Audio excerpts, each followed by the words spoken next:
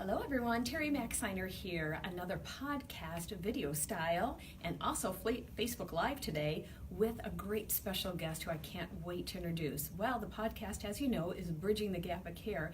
It is for folks who are facing that reality of aging, so senior resources that you need to know. But today is kind of a little segue into something different. I have a wonderful friend who I've known for quite some time, Dr. Monique Flemings, and Dr. Flemings has her doctorate in pastoral ministries. So she has a wonderful history of caring for the elderly in the home care arena as a physical therapist. So besides being a pastor of a church with her husband Andrew, they also became parents to a wonderful son named Andre, and there has been life handed to them. So I got to share with you about a book that Monique wrote, and the book is called Mastering Transitions. And I share this book with the audience today because who has not been through a transition? Whether I am transitioning with my older adult loved one, or I had some type of disease hit my family, recent divorce, or a death, we all have to master our transitions. So Dr. Flemings is going to talk to us about her book. This book is for anyone. And it's not if or when you go through a transition. We all do. It's life. It's life on this side of heaven, which is happening to us.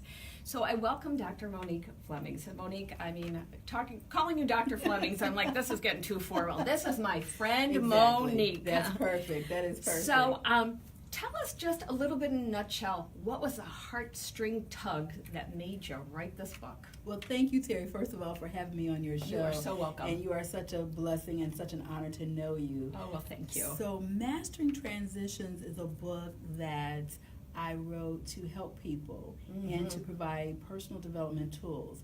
The passion behind the book came after years of just going through several transitions in our own personal life. And one of those transitions was transitioning from full-time pastoring to not pastor anymore. Wow. And that was a major transition from pastoring for 11 years, a great congregation, to moving into an area of not pastoring. Wow. And then Okay. a transition into getting married, and then we transitioned into having a child, and then we transitioned to having a child that had special needs. So from one transition after another, we found ourselves being dealt with a hand that may not have been the cards that we would have chosen, but we soon began to realize that it was truly a part of God's plan, and we began to realize that, hey, we have been faced with these transitions, and transitions are not always negative things, as I talk about in the book.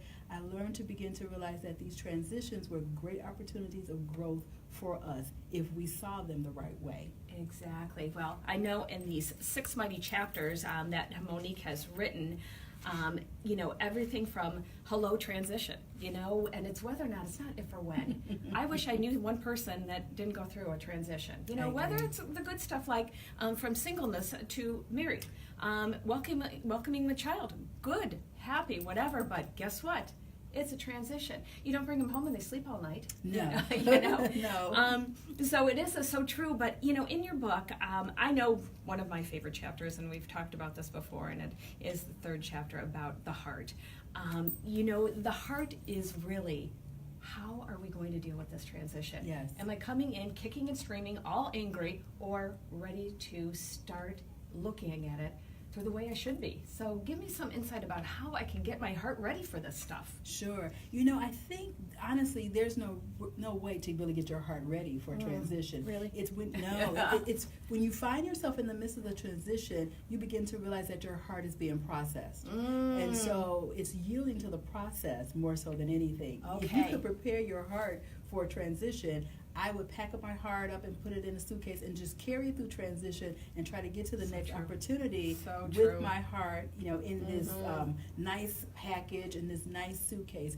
But if I do not allow myself to be processed during the season, then my heart is not ready for the new opportunity. Oh, you're so right. And I think people always want to put like a time factor on there. Yes. How long is this going to take me? Oh my, yes. And how do you answer that question? There is no time factor, unfortunately. It's all about the process. And I have found, even in my own life, when I felt like I was done with a particular season or I had been processed, I went right back into another transition and my heart was being processed again. I know. And I think, too, as we're learning through these transitions, definitely. Whether they're, I think sometimes it's the little transitions, because there could be many of those, And then that big transition, you're like, I think I got this. Exactly. Do I have it? Well, you kind of know when your first reaction and how you're coming into it. That is so I true. know and I want to go to that page, I think it is on page 61, you talk about the 3 R's: rest, relationships, and rejection. Okay, so tell me a little bit about this rest, relationship, and then rejection. Yes. What? Yes.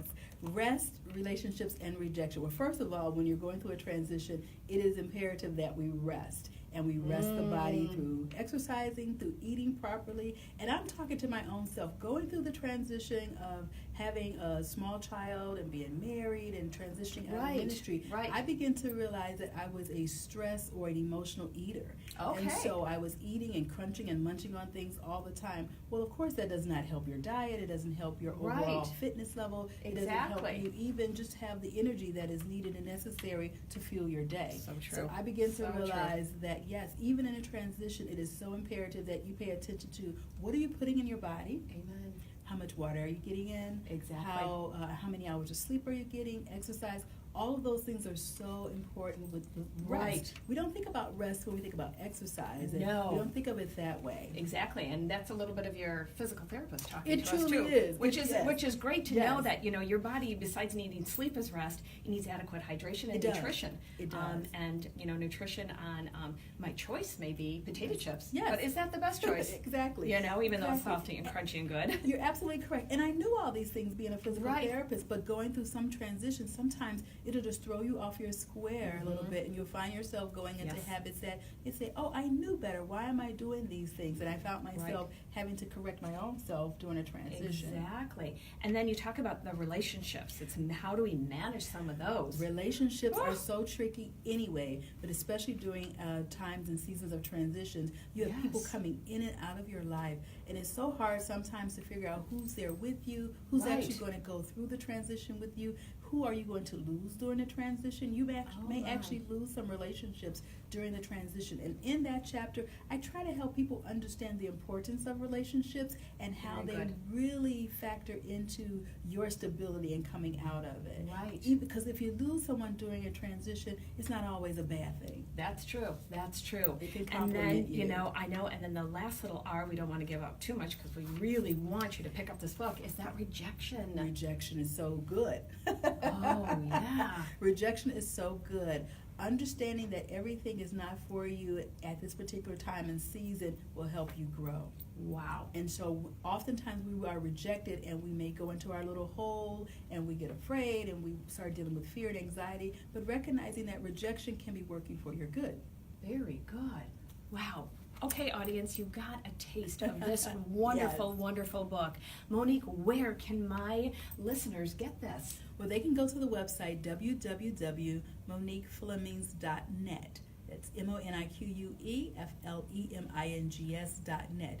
And you can purchase the book there and we'll get it out to you. Perfect. I cannot say enough about this book. I read it within probably 4 or 5 hours. Now I need to go back and really digest a lot that I read. But this book is just insightful for any of us, which I can say all of us, who will be going through some type of transition. So thank you again for joining our podcast at Bridging the Gap of Care.